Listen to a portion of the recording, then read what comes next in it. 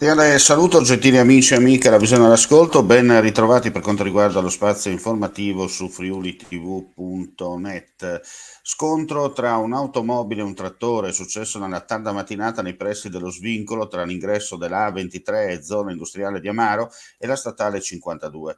Nel violento impatto tra i due mezzi, la donna alla guida dell'auto, 35enne, è stata soccorsa e, viste le gravi ferite riportate, trasferita d'urgenza in elicottero all'ospedale di Catinara, dove si trova ricoverata in prognosi riservata. Sul luogo del sinistro hanno operato i vigili del fuoco di Tolmezzo. Rilievi da parte dei carabinieri della compagnia Carnica.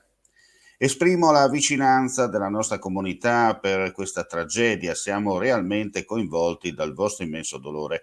Lo ha detto stamane il comandante del 31esimo reparto volo della base USAF di Aviano, il brigadiere generale Ted Clark, incontrando in forma privata i genitori del quindicenne travolto e ucciso da una soldatessa americana di 20 anni che guidava ubriaca.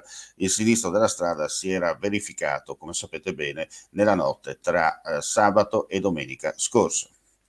Una manifestazione con corteo in programma il 3 settembre prossimo a Trieste per chiedere il ritiro da parte di Varsila della procedura di cessazione della produzione nel sito di San Dorrigo della Valle e respingere i 450 licenziamenti annunciati dalla multinazionale finlandese. È quanto hanno presentato oggi, durante un incontro a Trieste, i rappresentanti territoriali di FIM, FIOM e WILM.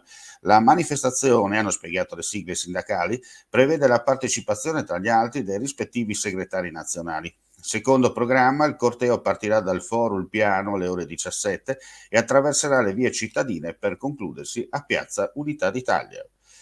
In Friuli Venezia Giulia, su 2.158 tamponi molecolari, sono stati rilevati 153 nuovi contagi, 2.549 test rapidi antigenici realizzati, 559 i casi. Le persone ricoverate in terapia intensiva sono 3, i pazienti ospedalizzati in altri reparti 173. Nella giornata odierna si registrano 4 decessi. E con questa notizia chiudiamo qui questa edizione delle notizie live di friulitv.net. Ulteriori news come sempre sul nostro sito friulitv.net. Grazie per la visione e l'ascolto, non resta che augurare a tutti voi un buon proseguimento di giornata.